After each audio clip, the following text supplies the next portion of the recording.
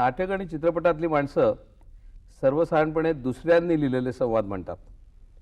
प्रकाशाच्या झगमगाटात, प्रसिद्धीच्या झगमगाटात राहिलेल्या माणसांना त्या ग्लॅमर वर्ल्डमधनं बाहेर पडायला आवडत नाही आणि म्हणून ते लोकानुनयी करतात असा आरोपही त्यांच्यावरती होत असतो.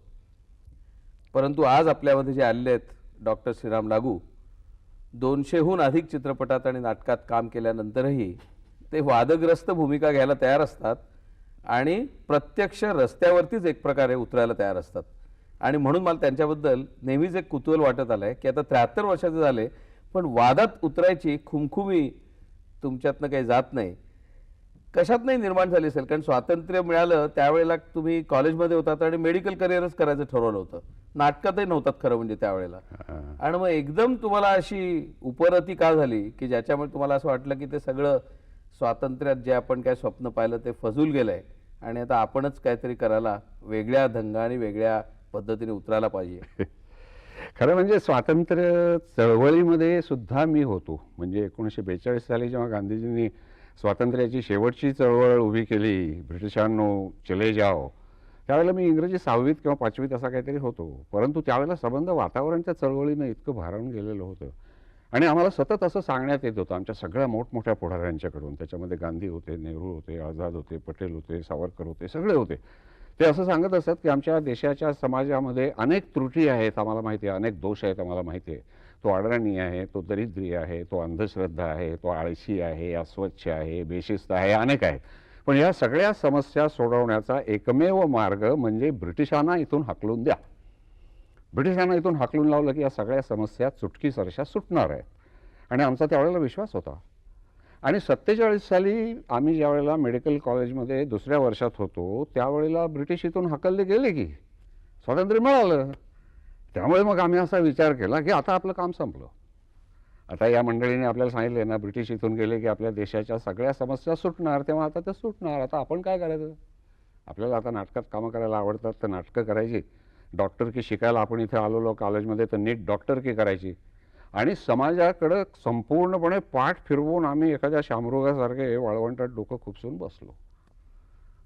तिकडं समाजाचं काय चाललेलं आहे आम्ही कधी विचारच केला नाही, कारण आम्हाला खात्री होती की हे सगळी माणसं खोटे कशी बोलतील, हे खरंच बोलत असणार.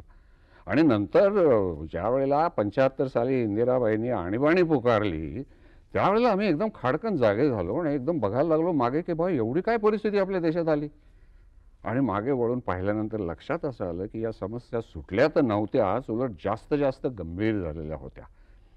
आणि मग त्या का झाल्या असाव्यात अशा? ती सगळी काय मंडळी खोटं बोलत होती? नव्हती. तर मग का बोलत असावेत?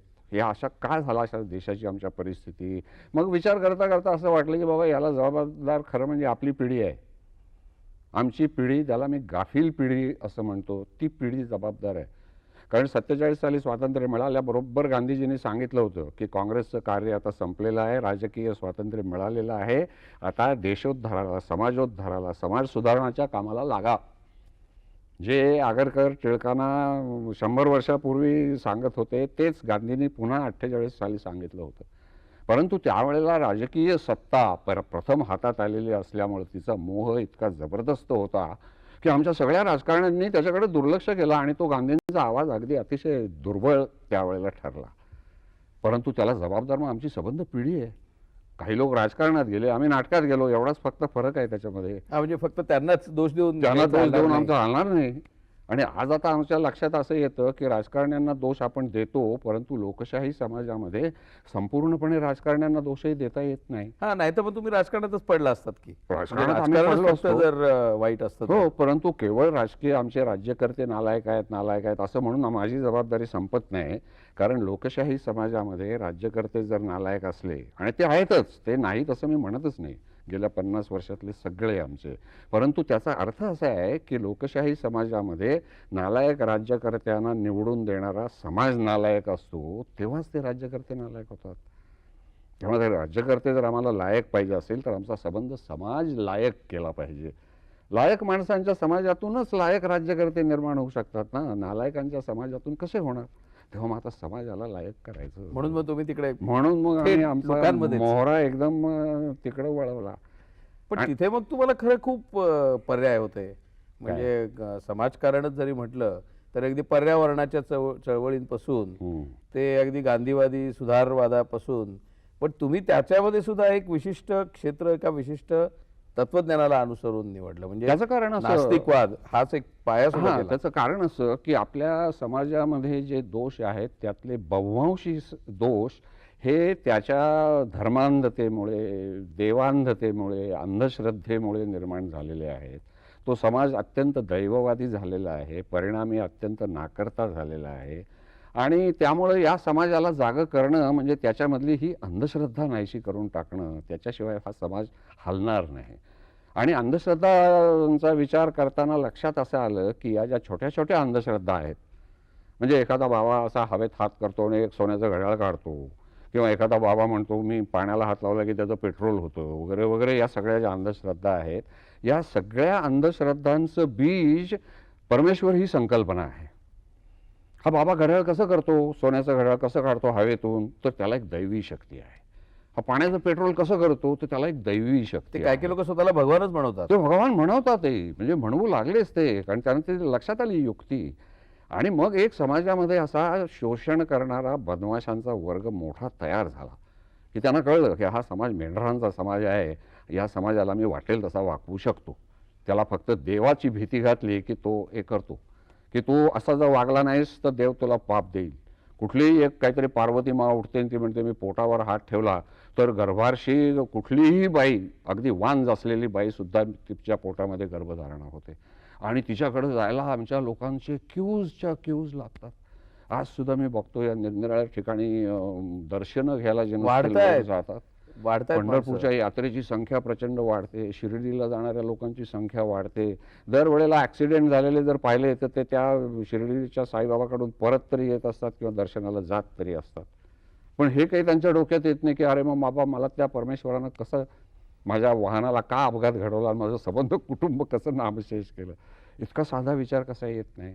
आणि मग असं ठरवलं की हा विचार जर आपल्याला समाज कल्याणाचा वाटतो आहे तर तो लोकांच्या पुढं मांडणं हे आपलं कर्तव्य आहे. आगरकर म्हणाले होते, ते माझ्या डोक्यात फार घुसून बसलेलं आहे की जर एखादा विचार आपल्या मनामध्ये आला आणि तो खरोखरच समाज कल्याणाचा विचार आहे अशी जर आपली मनोमन खात्री पटली तर तो समाजापुढं मांडणं, बेधडकपणे मांडणं हे तुमचं कर्तव्य आहे.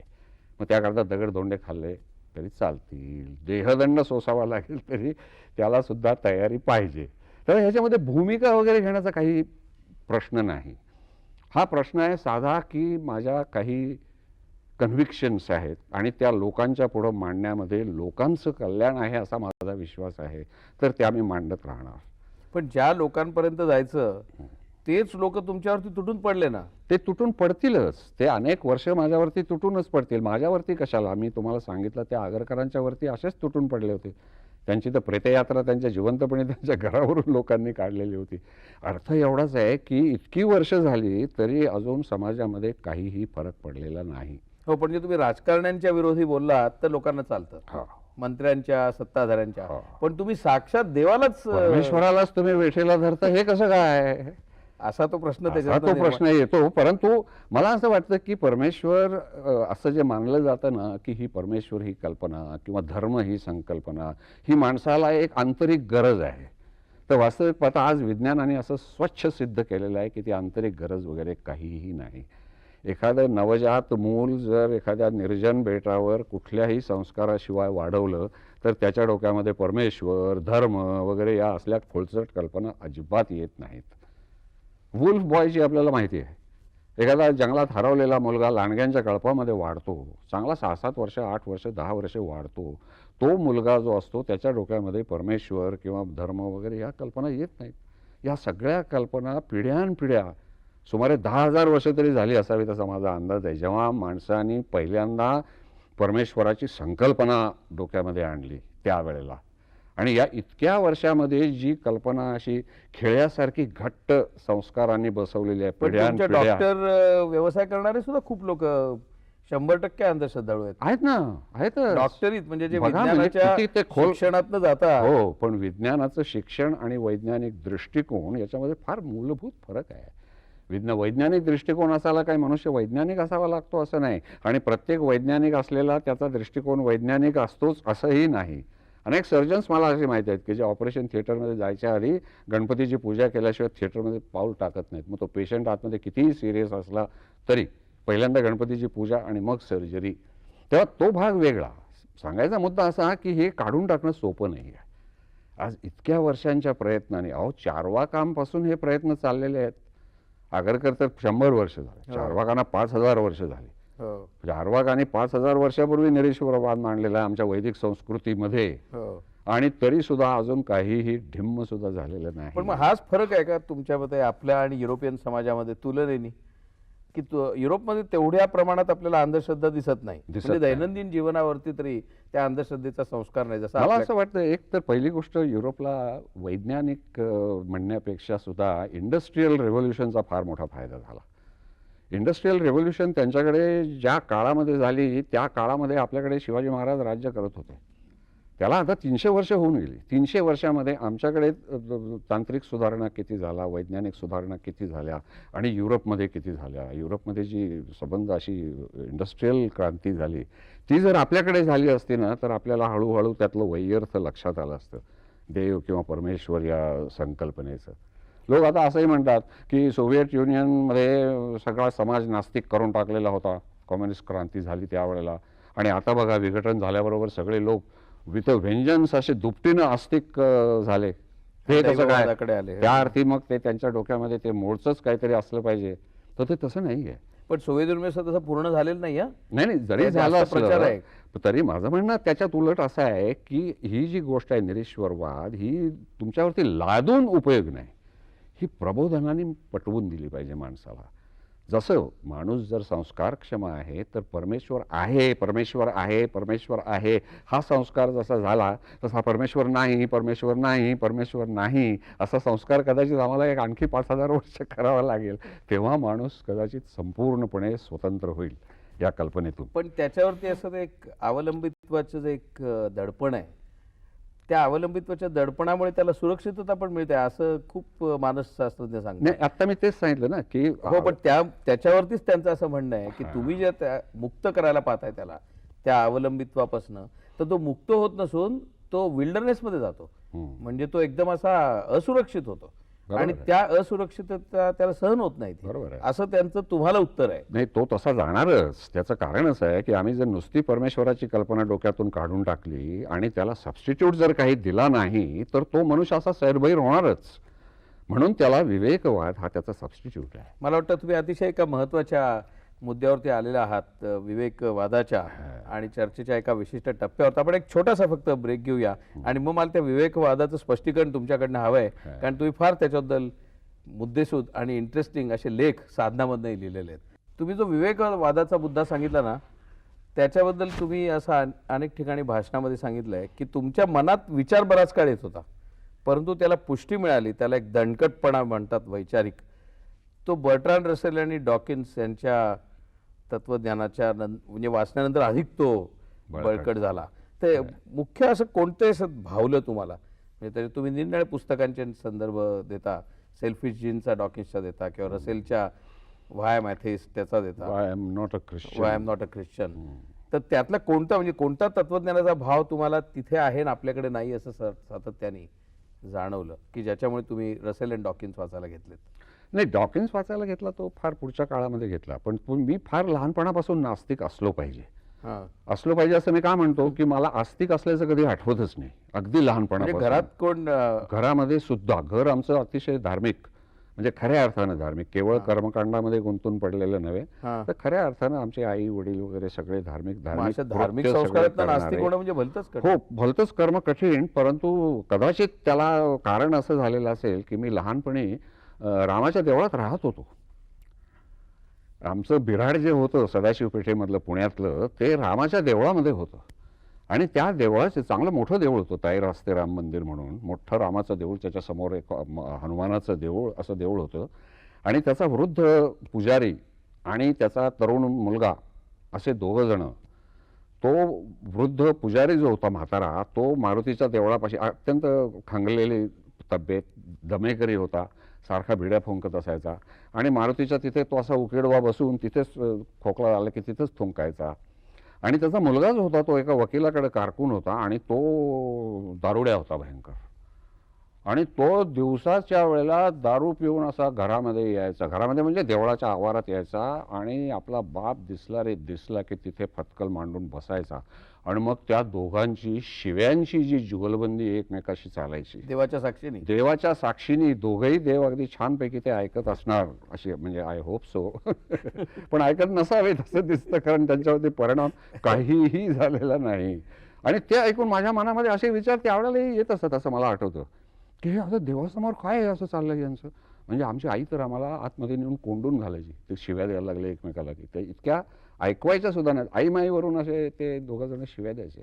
आणि तिथपासून माझ्या मनामध्ये तो नास्तिक विचार येत असणार. परंतु त्या विचाराला तुम्ही म्हणालात तसा भरभक्कम आधार जो मिळाला तो रसेल वाचल्यानंतर मिळाला, की आपला विचार म्हणजे अगदीच काही माथे फिरू विचार नाहीये बरं का. त्या विचारालाही देणारा, भरभक्कम आधार देणारा एक ब्रिटिश तत्वज्ञ, जो आज जगामधला एक सर्वश्रेष्ठ तत्वज्ञ मानला जातो, तो मनुष्य आहे. असं म्हटल्यानंतर मग मी नास्तिक बरंचसं आणखीन खूप लोकांचं वाचायला लागलो. मला मिळालंही तर्कतीर्थांच्या ह्याच्यामध्ये मला नास्तिकवादाचा खूप हे मिळाला, आधार मिळाला. कुरूंदकरांच्या लेखनामध्ये मला मिळाला. असा मला आधार तो याच्यातून पण मिळत तुमच्या गेला. नास्तिकवादाचं एक वैशिष्ट्य मला जाणवलंय, काही नास्तिक असतात ते क्रूर होतात. म्हणजे देवाचीही पर्वा करायची नाही, मग माणसाची पर्वा करायची काय गरज आहे. आणि नास्तिकवाद हा कधी कधी क्रौर्याकडे सुद्धा माणसाला नेतो. म्हणून मला वाटतं पंडित नेहरू म्हणले होते की अंधश्रद्ध नास्तिक हा फार धोक्याचा ठरू शकतो. म्हणजे नास्तिकवादाचीच अंधश्रद्धा जो मानतो तो, असं एकदा पंडित नेहरू म्हणले होते. त्या अर्थाने पण तुमची नास्तिकता जी आहे ती मानवतावादी मला का वाटते, कारण तुम्ही मला वाटतं फाशीच्या शिक्षेला सुद्धा विरोध केला आणि त्यावेळेला तुमच्यावरती भयंकर टीका, म्हणजे सगळा समाजच तुटून तुटून पडला. पडले होते. म्हणजे मला आश्चर्य वाटतं की आपण एका बाजूने स्वतःला अहिंसावादी राष्ट्र म्हणतो, गांधीवादी राष्ट्र म्हणतो. वेदात आणि गौतम बुद्धाच्या काळात आपण सगळे अहिंसेचा संस्कार घेतलेले मानतो आणि फाशीच्या शिक्षेला तुम्ही विरोध केला म्हटल्यावर तुम्हाला एकदम कडाडून विरोध मला सुरू फाशी झाला. द्यायला निघाले तुम्ही. हा, तुम्हालाच फाशी द्यायला असे आली होती पत्र. हो, हो. म्हणजे वर्तमानपत्रात मी नोकरी करतो, यांनाच फाशी द्यायला हवी अशी पत्र आली होती. पण तुम्हाला त्यातला कोणता, म्हणजे त्यातला विचार काय आहे त्याच्या नाही पाठीमागे? मी तुम्हाला सांगू का, मी खरं म्हणजे मूलतः जीवनानंदवादी माणूस आहे. मला कोणत्याही वैचारिक भूमिका ज्या माझ्या आलेल्या आहेत ना, त्या माझ्या जीवनानंदवादातून आलेल्या आहेत. की माझं जीवन हा एक अपघातानं मला मिळालेला भाग आहे. तो जोपर्यंत माझ्या वाट्याला आलेला आहे तोपर्यंत जीवनात जास्तीत जास्त आनंद, जास्तीत जास्त सुख, जास्तीत जास्त सौंदर्य कसं निर्माण करता येईल हे मला पाहायचं आहे. मला परलोकावरती माझा विश्वास नाही, आत्म्यावर माझा विश्वास नाही, परमेश्वरावर माझा विश्वास नाही, पुनर्जन्मावर माझा विश्वास नाही. मग माझा जीवनानंदवाद मला असं सांगतो की तुला जर आनंद निर्माण करायचा असेल तर तो भोवतालच्या दुःखाचा नाश करत करतच निर्माण केला पाहिजे. किंवा तुला जर सौंदर्य निर्माण करायचं असेल तर भोवतालच्या कुरूपतेचा नाश करत करतच ते सौंदर्य निर्माण केलं पाहिजे. मग हिंसा ही क्रूर आहे, दारिद्र्य हे क्रूर आहे, अज्ञान अडाणीपणा हे क्रूर आहे, अंधश्रद्धा हे क्रूर आहे. तसंच फाशीची शिक्षा. फाशीची शिक्षा म्हणजे तर हिंसाच आहे. जाणून बुजून बुद्ध्या माणसाने माणसाची केलेली हिंसा अनैतिक आहे असं मानणारा मी माणूस आहे, बुद्धासारखा, गांधींच्या सारखा. मग कुठल्याही प्रकारची हिंसा कुणीही जर केली तर मी ती अहिंसक, ती अनैतिकच मानली पाहिजे. ज्या अर्थानं युद्ध हे अनैतिक आहे असं मी म्हणतो, त्याच अर्थानं फाशीची शिक्षा ही अनैतिक आहे. तुमच्या म्हणण्याप्रमाणे न्यायाधीश ज्यावेळेला ते सही करून ते पेन मोडतो त्यावेळेला तोही एक खुनालाच एक